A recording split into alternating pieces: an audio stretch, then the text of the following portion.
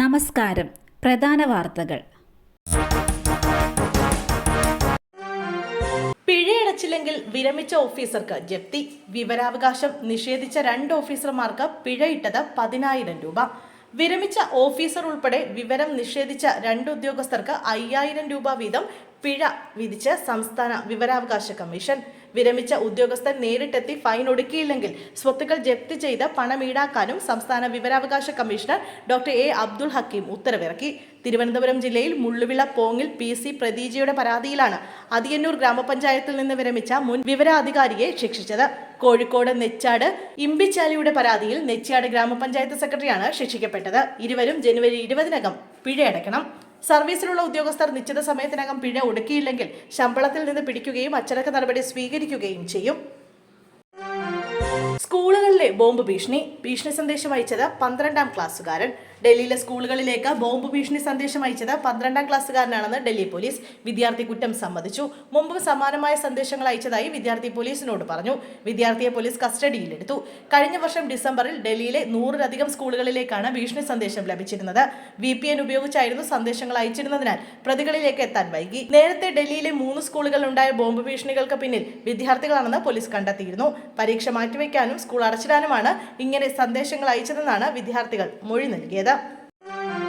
MM ലോറൻസിന്റെ മൃതദേഹം medical പഠനത്തിന് വിട്ടുകൊടുക്കാനുള്ള ഉത്തരവിനെതിരെ ആശ സുപ്രീം കോടതിയിൽ. CPM നേതാവ് MM ലോറൻസിന്റെ മൃതദേഹം മെഡിക്കൽ പഠനത്തിന് വിട്ടുകൊടുക്കാനുള്ള ഉത്തരവിനെതിരെ മകൾ ആശ ലോറൻസ് സുപ്രീം കോടതിയിൽ ഹർജി സമർപ്പിച്ചു.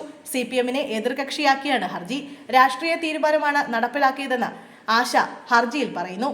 ലോറൻസിന്റെ മൃതദേഹം മതാചാരപ്രകാരം സംസ്കരിക്കണമെന്ന മക്കളുടെ ആവശ്യം ഹൈക്കോടതി ഡിവിഷൻ ബെഞ്ച് തള്ളിയിരുന്നു. മൃതദേഹം വൈദ്യപഠനത്തിന് വിട്ടു നൽകാനുള്ള അഡ്വൈസറി കമ്മിറ്റിയുടെ തീരുമാനം ശരിവെച്ച സിംഗിൾ ബെഞ്ച് ഉത്തരവിനെതിരെയായിരുന്നു മക്കളായ ആശ ലോറൻസിന്റെയും സുജാത ബോബന്റെയും അപ്പീൽ. ലോറൻസ് മതപരമായി ജീവിച്ച ആളാണെന്നും അതിനാൽ മതാചാരപ്രകാരമുള്ള സംസ്കാരം നടത്താൻ അനുവദിക്കണമെന്നും ആവശ്യപ്പെട്ടാണ് മക്കളായ ആശയും സുജാതയും ഹൈക്കോടതിയെ സമീപിച്ചത്. കൊല്ലത്ത് 12 വയസ്സുകാരിയെ പീഡിപ്പിച്ചു. അധ്യാപകൻ അറസ്റ്റിൽ. കൊല്ലത്ത് 12 വയസ്സുകാരിയെ പീഡിപ്പിച്ച അധ്യാപകൻ അറസ്റ്റിൽ. ചെറിയ വെളിനല്ലൂർ മോട്ടോർക്കുന്ന് കുഴിവിളപുത്തൻ വീട്ടിൽ ഷമീറാണ് അറസ്റ്റിലായത്. ട്യൂഷന് പോയ കുട്ടി ട്യൂഷൻ എത്തിയില്ല. തുടർന്ന് നൽകിയ പരാതിയിൽ പോലീസ് നടത്തിയ അന്വേഷണത്തിലാണ് അധ്യാപകനൊപ്പം കുട്ടിയെ കണ്ടത്. കൗൺസിലിംഗിനിടെ കുട്ടി പീഡന വിവരം പുറത്തു പറയുകയായിരുന്നു. പൂയപ്പള്ളി പോലീസാണ് ഷമീറിനെ അറസ്റ്റ് ചെയ്തത്. 407 പ്രതിനിധികൾ പങ്കെടുക്കും. CPM ആലപ്പുഴ ജില്ലാ സമ്മേളനത്തിന് ഇന്ന് ഹരിപ്പാട് തുടക്കം. പ്രതിനിധി സമ്മേളനം മുഖ്യമന്ത്രി പിണറായി വിജയൻ ഉദ്ഘാടനം ചെയ്യും. 3 ദിവസം നീണ്ടു നിൽക്കുന്ന സമ്മേളനത്തിൽ മുഖ്യമന്ത്രിയും CPM സംസ്ഥാന സെക്രട്ടറി MV ഗോവിന്ദനും മുഴുവൻ സമയവും പങ്കെടുക്കും. 46 ജില്ലാ കമ്മിറ്റി അംഗങ്ങൾ ഉൾപ്പെടെ 15 ഏരിയകളിൽ നിന്നായി 407 പ്രതിനിധികളാണ് സമ്മേളനത്തിൽ പങ്കെടുക്കുന്നത്.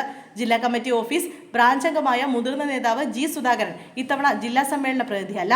R നാസർ ജില്ലാ സെക്രട്ടറി സ്ഥാനത്ത് തുടരാനാണ് സാധ്യത. ഇത്തവണ ജില്ലാ കമ്മിറ്റിയിൽ കൂടുതൽ പുതുമുഖങ്ങൾ ഉണ്ടാകും.